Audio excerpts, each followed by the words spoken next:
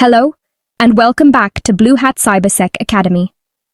This is the second video where we continue exploring topics from Security Principles domain of the Certified in Cybersecurity exam by ISC Square. It isn't just for exam preparation, it's also perfect for anyone interested in building a strong foundation in the world of cybersecurity. So, in this lesson, we'll cover the following key concepts: authentication, methods of authentication, proving identity, non-repudiation, privacy in the working environment, and protecting information. Make sure to watch this video till the end, and if you haven't subscribed yet, hit that subscribe button and join BlueHat CyberSec Academy. Your path to becoming a cybersecurity professional starts right here. Now let's begin.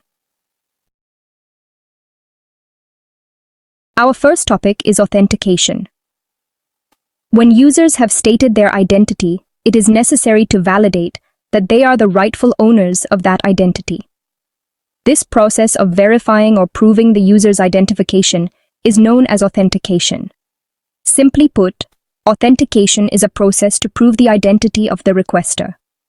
There are three common methods of authentication: something you know, like passwords or passphrases; something you have, such as tokens, memory cards, or smart cards; and something you are, which refers to biometrics or measurable characteristics. Now, let's discuss methods and types of authentication. There are two main types of authentication. Number one is single-factor authentication, or SFA, and number two is multi-factor authentication, or MFA. Using only one of the authentication methods discussed earlier is known as single-factor authentication. Granting users access only after successfully demonstrating two or more of these authentication methods is known as multi-factor authentication. Single-factor authentication involves using just one of the three available factors: something you know, something you have, or something you are, to complete the authentication process. However, common best practice recommends implementing at least two of the three common authentication techniques: knowledge-based, token-based, and characteristic-based. Knowledge-based authentication relies on a passphrase or secret code to distinguish between authorized and unauthorized users. If you've ever created a password, set a personal identification number, or PIN, or entered another secret value known only to you, then you've used knowledge-based authentication.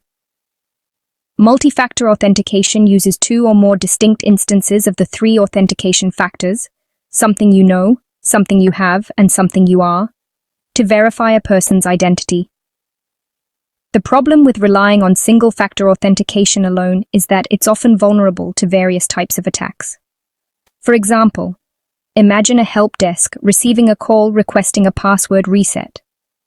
The challenge is ensuring that the password is reset only for the legitimate user, not for someone pretending to be them. To enhance security, a second or third form of authentication, such as a token or biometric factor, should be required before performing actions like password resets. The combined use of a user ID and password involves two things that are known, which means it does not meet the requirement for multi-factor authentication since it uses only one type of factor. Now let's talk about proving identity. Many of us are already familiar with different ways of proving who we are, and we do it often, sometimes without even realizing it. Typically, we're asked to authenticate our identity by using something we know, such as a password or passphrase. This represents one factor of authentication.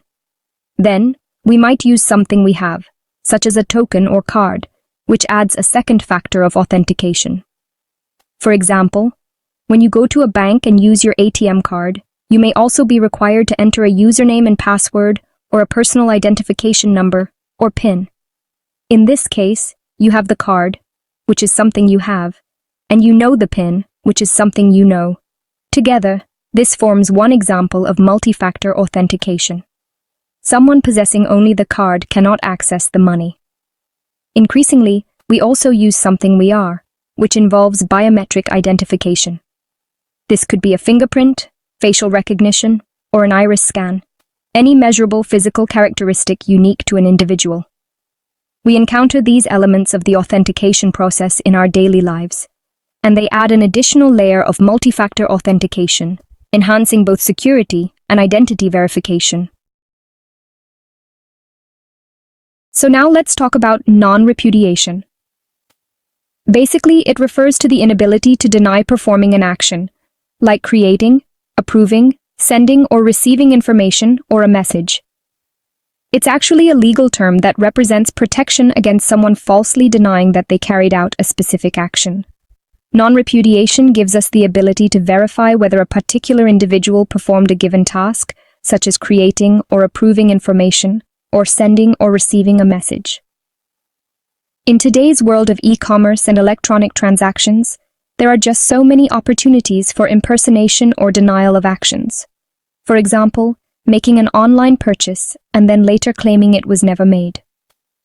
Because of this, it's really essential that all parties involved in online transactions can trust the integrity of those interactions.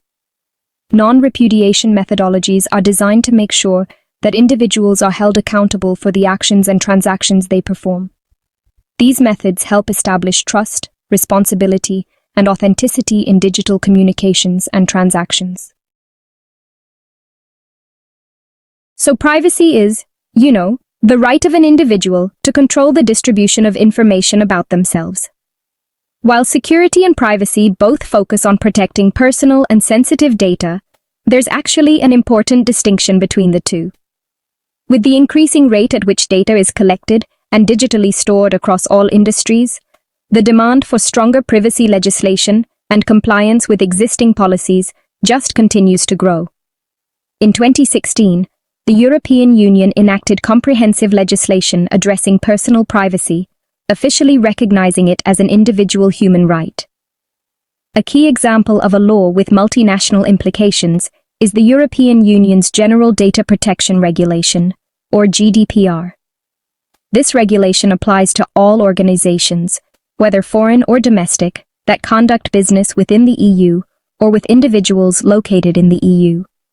Companies operating or doing business in the United States may also be subject to several state-level laws that regulate the collection and use of consumer data and privacy. Likewise, EU member nations implement their own national laws to enforce the GDPR, often introducing additional or even stricter requirements. In today's global economy, privacy and data protection laws can affect corporations and industries regardless of their physical location.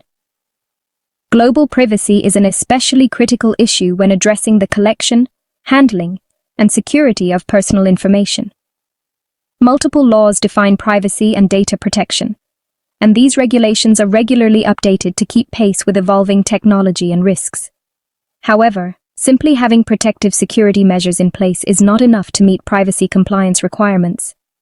Organizations can still face penalties or fines for mishandling, misusing, or failing to adequately protect personal or private information. Both national and state-level laws require that any organization, anywhere in the world, that handles the private data of individuals within a specific jurisdiction must comply with that jurisdiction's privacy requirements.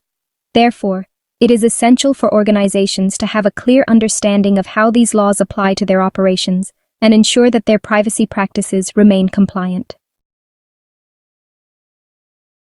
Now, privacy is a key component of information security. Once the level of privacy required for specific information is determined, the appropriate security controls can be implemented to protect it. A variety of standards, policies, and procedures govern privacy in the working environment, and these can vary depending on the geographic region. In the United States, the Health Insurance Portability and Accountability Act, or HIPAA, regulates how the privacy of medical information must be maintained. In the European Union, the General Data Protection Regulation, or GDPR, gives individuals within the EU the right to control what personal information organizations can collect, use, and retain about them. As a security professional, it is essential to understand and remain aware of privacy laws and regulations in every jurisdiction where your organization operates. When conducting business internationally, you must also be familiar with the privacy standards and regulations of other countries, and ensure that your organization's actions comply with them. Sometimes, a collection of data may be considered personally identifiable information, or PII, even though the individual data elements by themselves are not.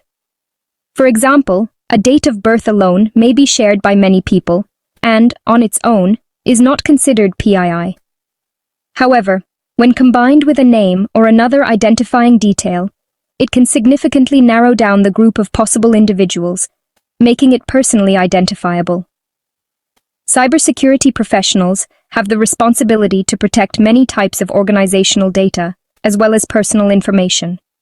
Each of us possesses PII, and it must be properly safeguarded.